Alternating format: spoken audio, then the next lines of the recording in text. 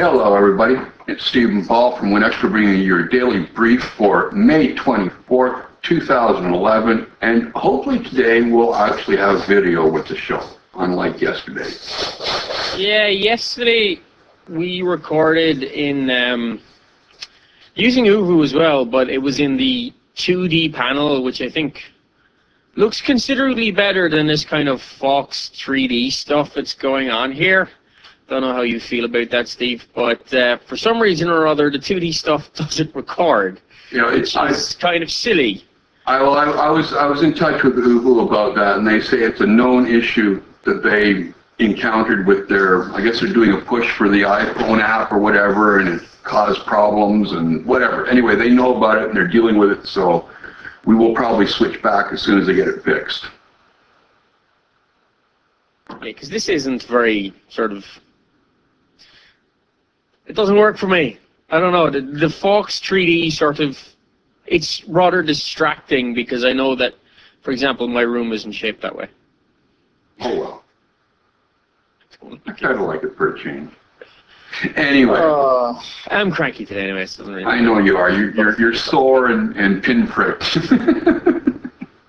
Yeah, lots of injections today. Yes. Anyway, we know what the big news obviously is for today. Or do we? We do? Yeah, Modern Warfare 3 coming out November 8th. First trailer went out today, and it looks absolutely epic. What, is there bigger news than that? Yeah, Mango. Oh, that Windows Phone 7 thing? Yes. Okay. Yeah. Well, we are a Windows blog, okay, so we got to talk about it. It's not like we can just, you know, la-di-da our way through the day and not even think about it. Anyway, yes. Isn't that what we do most of the time anyway? Anyway. Oh, there, focus is back. Stop doing that. Yeah, there was... I don't think the camera listens to you. No. There was a big show-off today from Microsoft.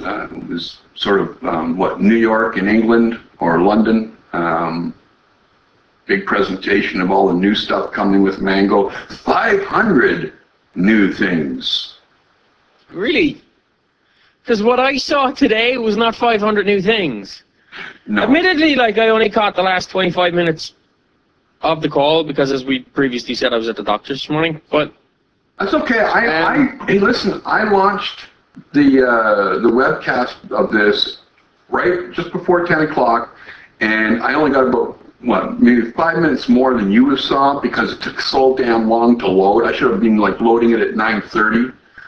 It's ridiculous. But I mean, what I saw today was, yeah, they showed off a lot of cool Bing-related stuff. You know, how the Bing experience when you do your searches. You know, you search for your, I don't know, you do something. You search for pizza joint in your town, and you know, it's now smart enough to bring you to the correct the correct card, so that like it'll recognize what you should do next. So if you search for example, if you search for the name of a movie, it'll bring you, you know, not just information on where it's playing in your area rather than standard search results, but if you click on that, it'll tell you all about the movie. You know, you can do the tickets, all that sort of stuff, bring you directly into the IMDb app, which is the thing they're using called App Connect. Yeah, so instead of having to launch apps as you're doing this stuff,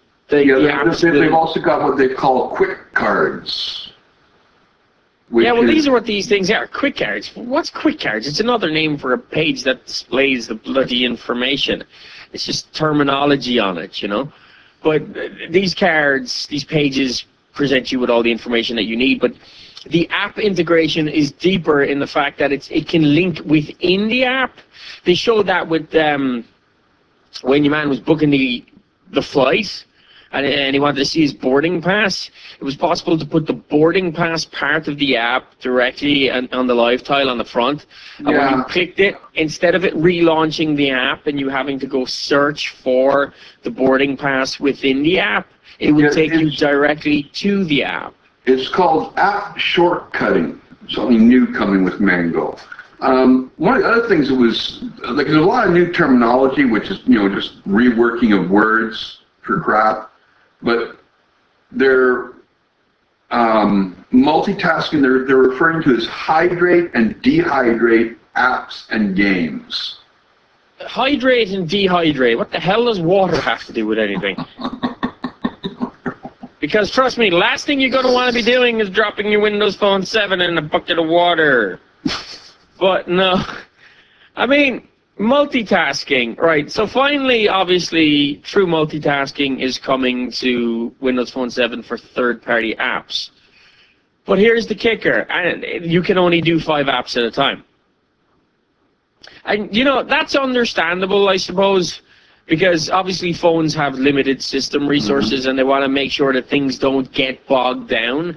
So what happens is if you do multitask, each app that is open will get assigned like 90 megs of memory for keeping the information it needs to keep open so that the multitasking will go on in the background as you switch between. But this is a permanent part of the OS. It's not something that they're layering on top of it. There's lots of other things as well. Obviously, Windows Live Messenger and Facebook chat integration have been put directly into Mango. These aren't separate apps. This is core integration. And that seems to be the thing that they're pushing here, is a lot of the core experiences that on other phones you rely on apps for, they're making part of the core OS experience. Check into Facebook Places. Yeah, there was also a lot of more business-oriented features announced as well, like, you know, threaded email conversations, what was the other one? That's not really business-oriented. That's really, just scrolling down here, that's to do with your Outlook and your linked boxes. Yeah. It's not business-oriented, it's just anybody who's got more than bloody one email account, which is everybody, you know? So basically what will happen is that, I mean, the Outlook stuff has gotten a serious so did Xbox Live. Sorry. You know, we're having a very hard time talking about any one topic on this podcast today, because every time we start to explain one of the features, you lead it off in another direction. Go ahead. But you're looking out. Would you like to do the talking? No, go ahead. No, go on. You explain the Outlook, and then I'll go on to onto Xbox 360. No, you go ahead. You go ahead. It's your show, dude. Off with you. Don't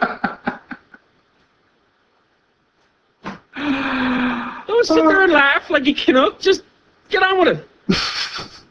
All right. No, I'm done. Yeah, you're done. All right. Anyway, back to Outlook and link boxes. I love giving you a hard time. But yeah, basically what we're looking at is like all of your email accounts come into a single linked inbox so that you can see all your email in there, reply to it, all that sort of stuff, try the conversations, all the best of what you sort of really come to need and know and expect with regards to these things. We're also looking at full Office 365 share drive integration as well, directly into the phone, which is kind of cool. Lots of other, I mean, a lot of these enhancements aren't, in my opinion, there's nothing here that is groundbreaking. No, definitely There's lots here that is needed and an improvement and is going beyond what other smartphones offer, but these are incremental improvements on existing services, such as the Xbox one, which you were about to point out. But really, like, all they've kind of done there is made it so that inside your Xbox Live, you can see your avatar in 3D. Well, they've also done different things, like for, you know, comparing, like for the social aspect of it is being enhanced or improved or whatever you want. You know, you compare your gamer scores with your friends. And, you know, it's but there's nothing here that you can't do in the web app. There's nothing here that I can't already do with free apps on Android for my Xbox Live. So that's what I'm saying, is that what they're bringing here isn't groundbreaking, revolutionary. It's not groundbreaking, but it is a welcome update, and it is some good stuff. They didn't go into all of the 500 updates either. No. They kind of left it hanging that, you know, this is going to be an ongoing series of announcements coming into things. They did sort of try to push again how much faster IE9 and Mango is. They did a side-by-side comparison with an iPhone running the latest version of iOS, the new Samsung, what was it? Was it the new Samsung Galaxy 2 with the dual-core processor running Android? I'm not sure. And the brand new BlackBerry as well. And so basically they ran the HTML5 speed reading test, which we've seen them run before. Windows Phone 7, let's just start calling it Windows Phone, because they were calling it Windows Phone Mango. Yeah. Windows Phone clipped along at about 26 frames per second. The BlackBerry did about 4 frames per second. The Android phone did 10 frames per second. And the iPhone didn't even get started. Didn't even have time to get started. No. By the time the rest of them were done, which isn't really great. But, you know, it was a side-by-side live comparison, so there's kind of no arguing with that one. Of more interest to me was the fact that they announced 3 new hardware partners for manufacturing handsets. We've got Acer, Fujitsu, and ZTE, which means they're definitely targeting the sort of Asian market, especially when you're looking at Fujitsu and ZTE and Acer. They also said that there would be lower priced phones being made available. I would expect some of them probably to be coming out of ZTE. Yeah. Or possibly Nokia. That's kind of more that market. Not really Nokia. They already made it very clear that Nokia is going to be launching with phone 7.5. This is going to be something that they're really going to want to kick out with. We did talk that Nokia will push into the lower end phones. They have to. That's their kind of market. But I don't think the first couple of handsets will be lower end. Now, the other thing that did come out too is that OEMs are going to have new options to customize the Windows Phone experience. Now, I'm not thrilled about that. I don't like that, personally, because you start getting, you know, these guys, we're just going to replay the same old Windows bloat crap because it's but you see, no, hang on a minute now, right? Hold on a minute now before you start off on one of your fucking epic rants about fucking bloat crap. Because, again, you're going off on a rant with zero information. Because he didn't in any way, shape, or form say how they're going to have more options to customize. It may not necessarily be more the ability to further edit the operating system. It could be that there's going to be a wider range of hardware that they can run on, especially considering there's new hardware manufacturers coming in, which will allow them to differentiate that way. We already know that they have, you know, app and hub customization abilities, and those may be expanded, but it doesn't mean that they may be expanded in a way that will affect the core experience, because we know the core experience is key to Microsoft on this. Yeah, well. So, you know, basically, I'm not saying that you're wrong. I'm just saying don't go getting your Canadian knickers in a twist just yet. Okay, I won't. The other thing, too, that was they obviously are really going to be trying to push this because they've made the Mango SDK beta available for developers as of today. Well, they kind of have to. If they want them to be ready for the launch in fall. Yeah. Fall? The fuck? Pardon my French, but what the fuck is fall, right? That's like a big 3-month period. You can't tie it down any better for us now. Oh, especially when they're telling us that they've got like Nokia handsets, the ones that are going to launch, already running in their labs. Because I don't think they wanted to tie it down to a specific date because they have to tie it down to a specific date. They will probably once it goes gold and it's in the hands of the OEMs, but I don't think they're going to do it before that point. Dude, I'm fairly certain that Mango is as close to gold as not. I agree with you. I agree with you. Right? Totally. I think the only reason they don't want to give away a date is because they still have to dick around with carriers. Yeah, exactly. Exactly. But I think if they came out and they gave a bloody date, then the carriers would be under pressure. Because here's the thing, right? they're already testing Nokia handsets running Mango. Sinofsky said, it was Sinofsky on stage, but it was Sinofsky that said it. Yeah? I don't know. No, it wasn't Somebody. Yeah. Somebody at the end of the call, the very last part where he was standing on stage. I must have missed that part. You probably turned it off when he said that was the end of the demos. But yeah, he said that at the end that we're already, when he was talking about Nokia, we're already running Nokia phones running Mango in the lab. So that tells me that it's as near to done as not. Yeah. Which means that there's no reason this stuff can't be shipping out to carriers anytime soon. Which means that, you know, why can't we put a more solid date on things? Skype. We didn't talk about Skype. What, it's going to be on Mango? Yeah, it's going to be on Mango. Skype are developing a specific application for Mango. No further details other than that. Yeah. But it does tell us that the deal that Microsoft made with Skype was not going on in the background that long. No. Because obviously they haven't had time to integrate it into Mango the way they're integrating other services. But it will be a specifically developed app for that. But the next version of Windows. We got to wrap this up pretty quick because we've got other things we got to talk about too.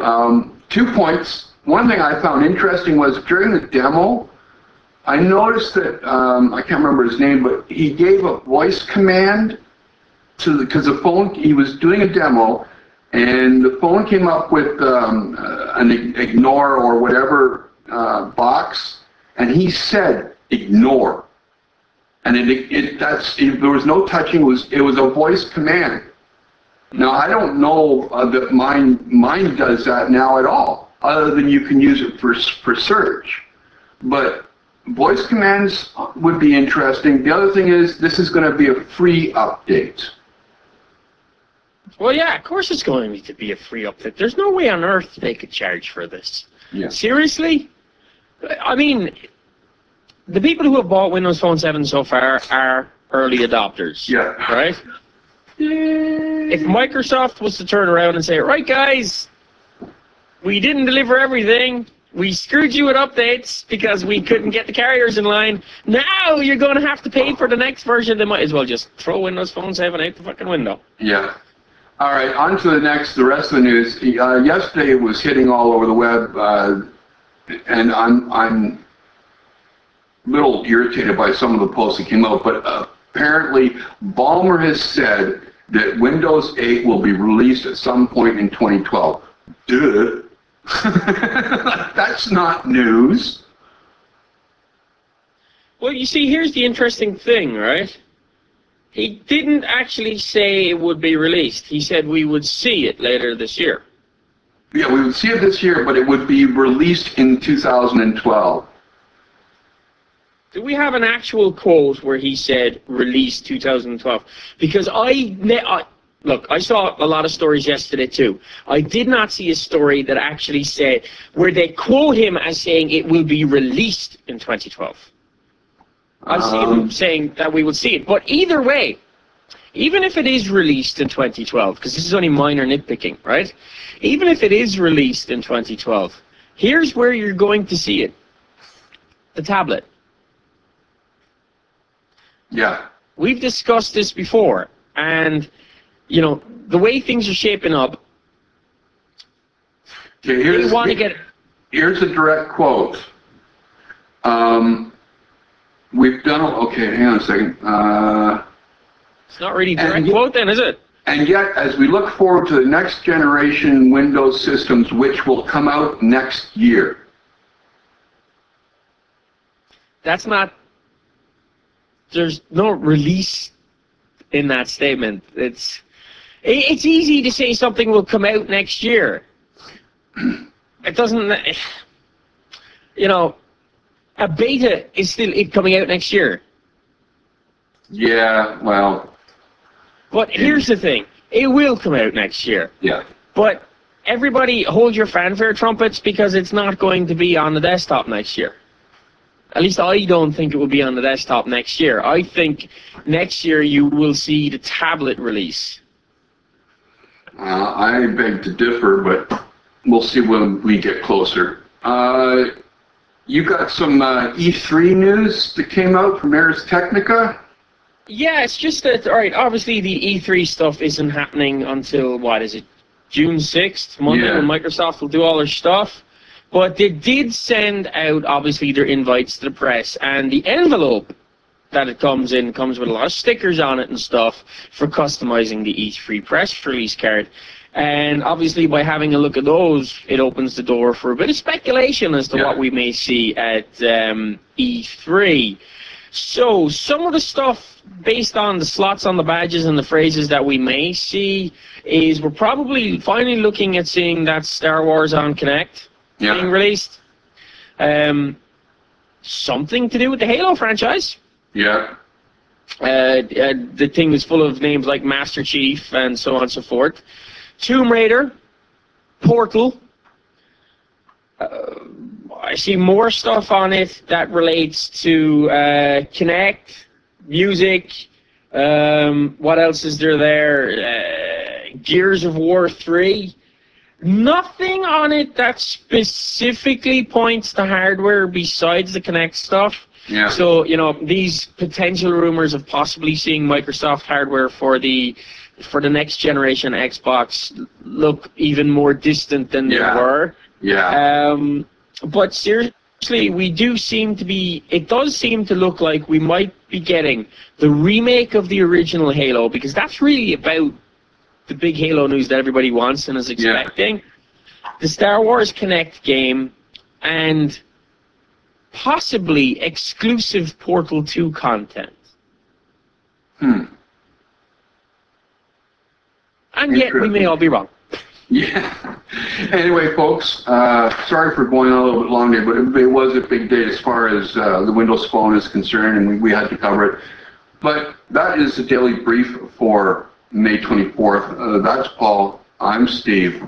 We'll see you tomorrow. Oh, by the way, if you have any comments, I'm sorry, I almost forgot this part. I caught myself. If you have any comments about today's show, anything we've had to say, you can drop us a line at podcast@winextra.com or drop a comment to anywhere where you find this show. You can drop us a voicemail or text message to 251-281-8730. We'll see you tomorrow, everybody. Have a good one, folks.